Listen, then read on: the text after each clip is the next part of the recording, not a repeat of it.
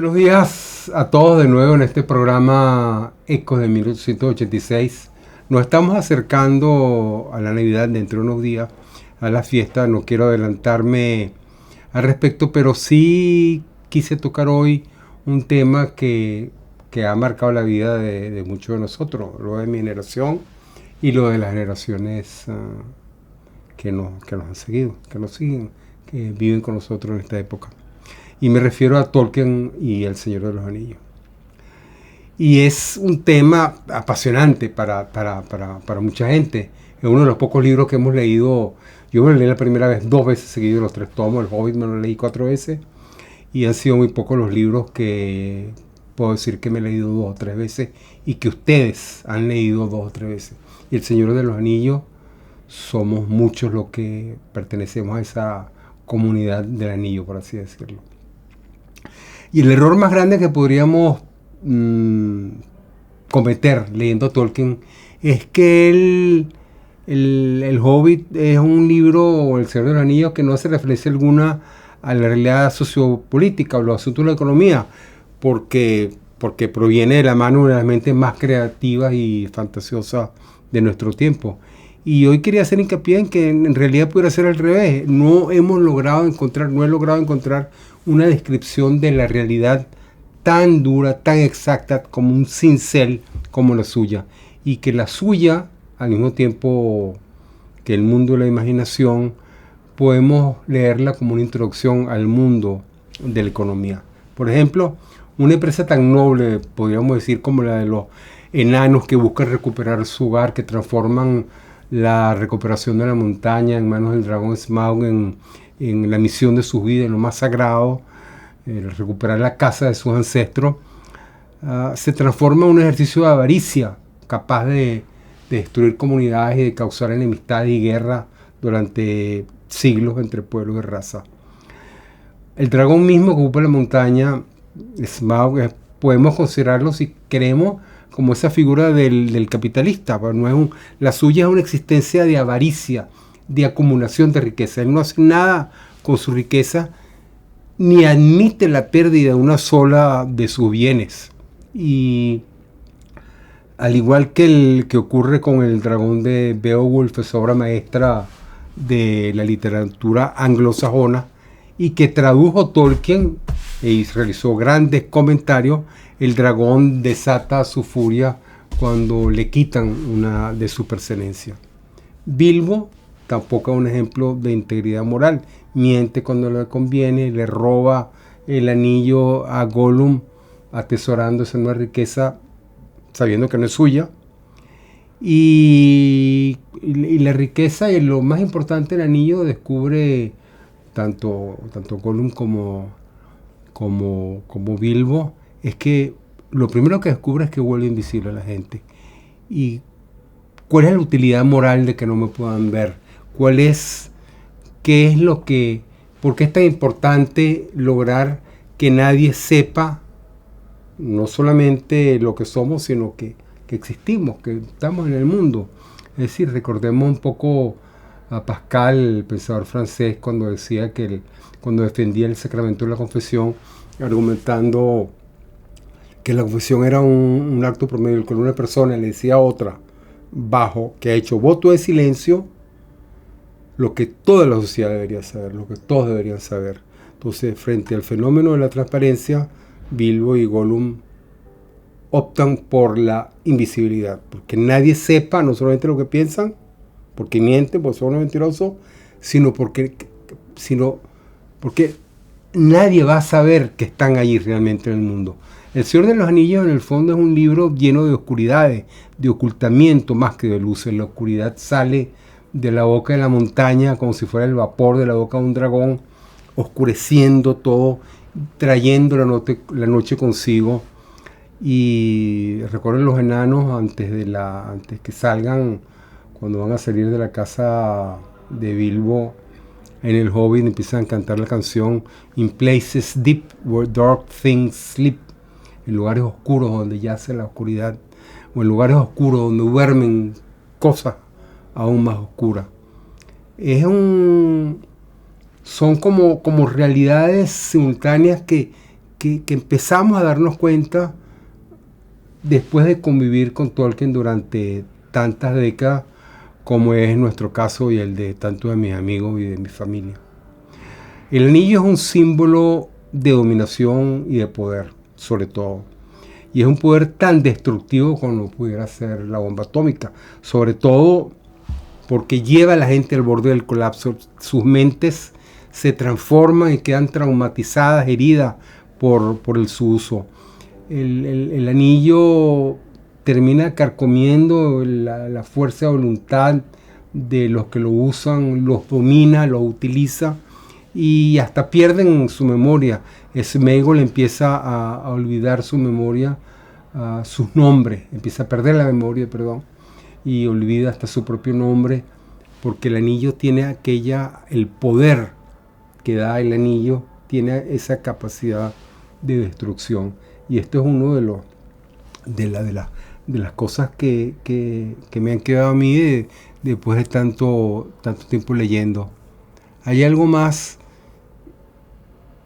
que, refiriéndonos un poco al problema del mal, y me refiero a la geografía. La geografía es una de las ramas de la ciencia, podríamos decir, más utilizada por Tolkien, y él estaba interesado en saber por qué una determinada jurisdicción, si vives en qué parte de la Tierra Media, de qué parte esa comunidad está fijada por una tradición, por una cultura, por una historia, y de qué manera esa cultura y esa historia te acompaña y define tu personalidad, tu identidad, tu manera de pensar. Pero no podemos por eso decir que los personajes de Gandalf, por ejemplo, tengamos que pensar que se refiere a personajes de la literatura medieval anglosajona y que tenemos que remitirnos entonces a Merlín el Mago, o que Aragorn sea Robin Hood o el Rey Arturo. Tampoco tenemos que determinar y pensar en esos personajes como reflejo de algo que ocurrió anteriormente, pero sí que son comunidades reales que existen y que no son comunidades aisladas en que la gente vive como un country club o un campamento de descanso. El Shire, donde viven los hobbits, no es un country club, es un segmento del mapa de la Tierra Media acosada por la geopolítica mundial de su época, del mundo que creó Tolkien, y esa geopolítica es capaz de destruirlo todo y llevarse todo por medio.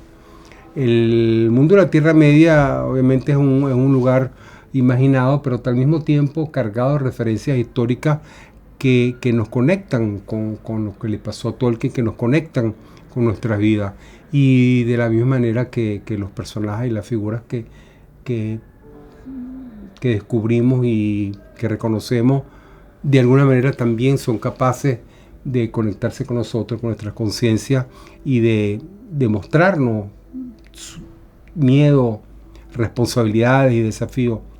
El Balrog, por ejemplo, de Profundis, el monstruo que duerme en los abismos de la profundidad de Moria, será despertado y acosará con su violencia a todo lo que se le atraviese. Pero cada época histórica tiene su Balrog, y cada uno de nosotros también tiene su Balrog. Podríamos decir, como decía la propaganda de eso de los años 60, que ustedes quizás no conozcan, cuando estaba la propaganda decía cada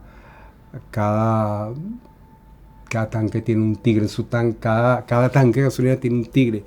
O sea, tienes un tigre en su tanque, decía la propaganda cuando usa la gasolina. Eso, todos nosotros tenemos un Balrog, o pudiéramos tener un Balrog que es capaz de fijar nuestra atención, o de reconocer el reto, el desafío, el miedo, el trabajo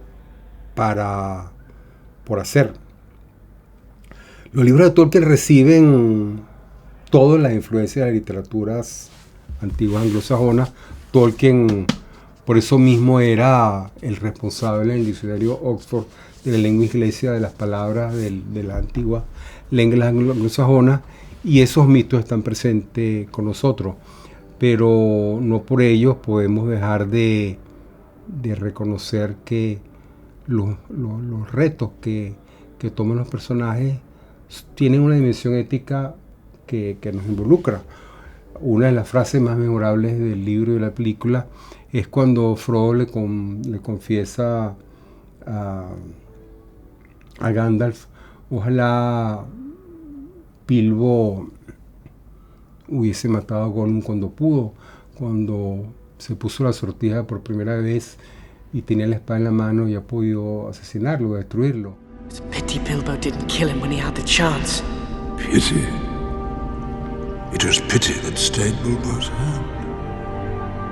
Many that live deserve death, and some that die deserve life. Can you give it to them, Frodo? Do not be too eager to deal out death and judgment. Even the very wise can see all ends. Y Gandalf se apresura y le dice que fue justamente la compasión de Bilbo lo que determinó la vida de Gollum y esa compasión va a regir el destino de muchos. En la película la escena está cuando entran a las minas de Moria. En la novela, si me no recuerdo, está el comienzo, el primer, segundo capítulo, cuando Gandalf le explica a Bilbo la naturaleza del anillo. Un anillo que regirá o no el destino de muchas personas. Sauron pierde su anillo de manos de la espada, de la mano de Isildur, el antepasado directo de Aragorn, y Frodo pierde su anillo, pierde su dedo también de las manos de Gollum. Entonces la pérdida del dedo y el anillo de Sauron es esa amputación, una prefiguración de lo que va a venir, una anticipación de lo que va a venir, y la pérdida de la amputación de Frodo es una repetición de un sacrificio, lo que significa dejar el poder, dejar el anillo. Hay un tema, hay un símbolo extraño que vale la pena meditar. Y lo más importante, creo yo, que es lo que nos acerca un poco a la Navidad, aunque nos parezca raro, aunque obviamente Tolkien era un católico practicante, y aunque no tengamos referencias directas al cristianismo, como si lo pudo tener Narnia, su autor Lewis no solamente era uno de los mejores amigos de Tolkien, sino que sí es Lewis ofrece una descripción del mal en términos muchísimo más cristianos que Tolkien, pero al mismo tiempo el Señor de los Anillos apunta a la posible catástrofe, el cataclismo, el debacle, la destrucción que se avecina a toda la Tierra Media, y solo una voluntad, digamos, heroica es capaz de impedir esa catástrofe cuya sombra se acerca y oscurece los días de los hombres. Y esa voluntad, argumenta Tolkien, está en manos de la gente sencilla y ordinaria. Gandalf, como el gran mago, puede sugerir, puede indicar, puede aconsejar, pero jamás va a poder realizar el acto más heroico del libro, que es destruir y llegar a la montaña y destruir al anillo.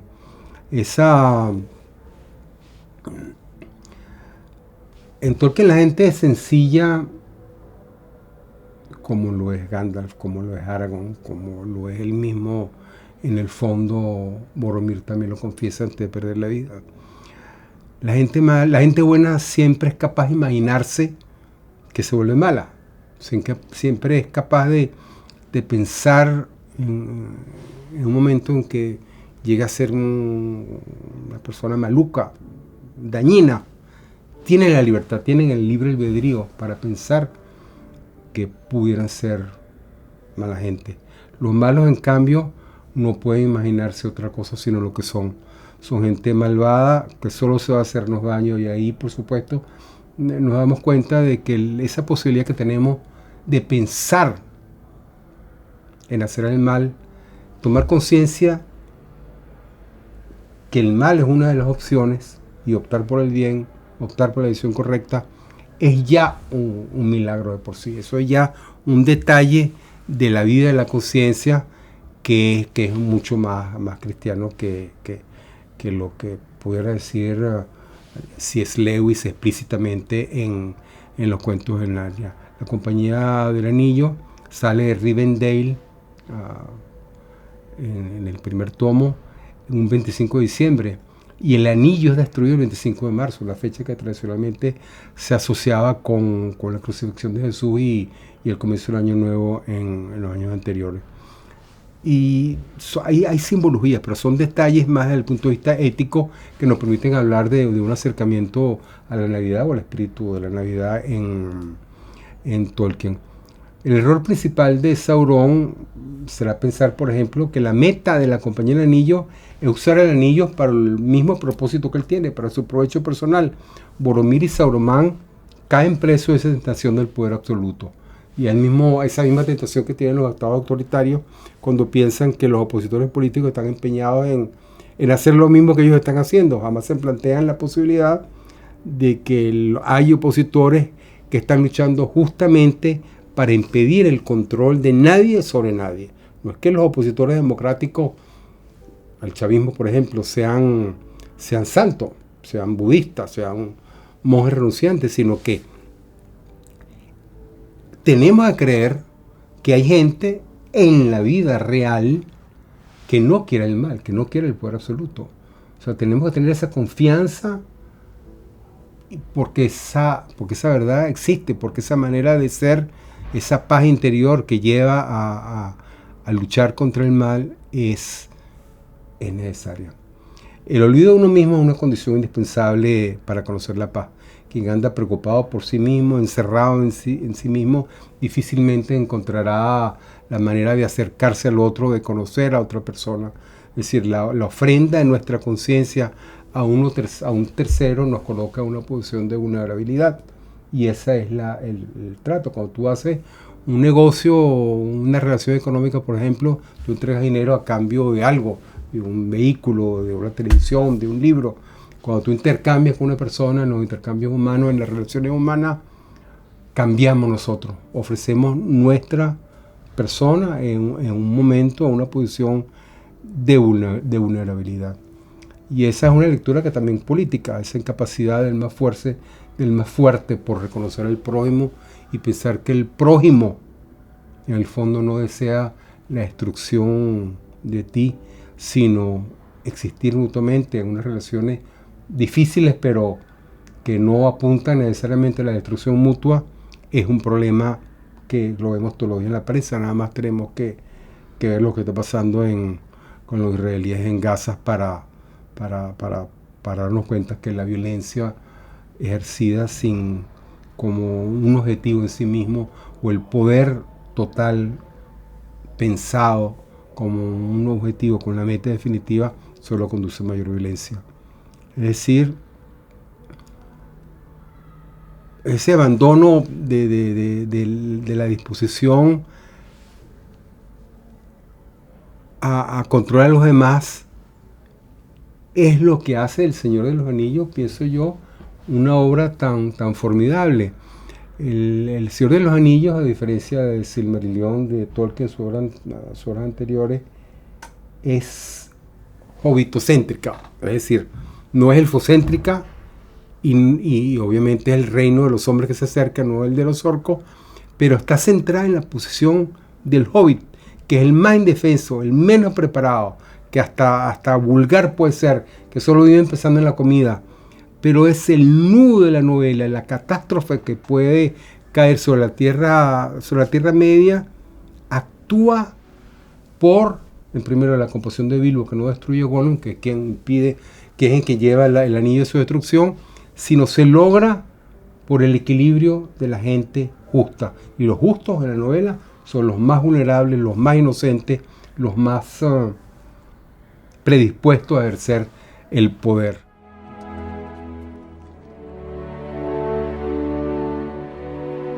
My friends.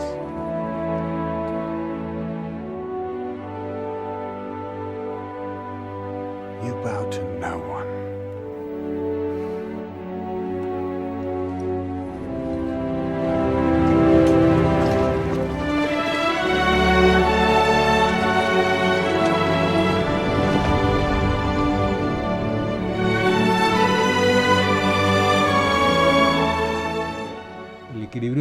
fondo, como decía André Schwarzbart en su novela El último de los gustos, está el destino del mundo, el equilibrio mismo, la existencia misma del planeta, está en manos de los justos, del hombre justo. Y el hombre justo es tan justo que ni siquiera él sabe que es justo. Pues si él supiera, si él considerara que es justo, es un hombre pretencioso, o sea, ya no sería justo. Y podemos entonces, en el fondo, un poco para terminar,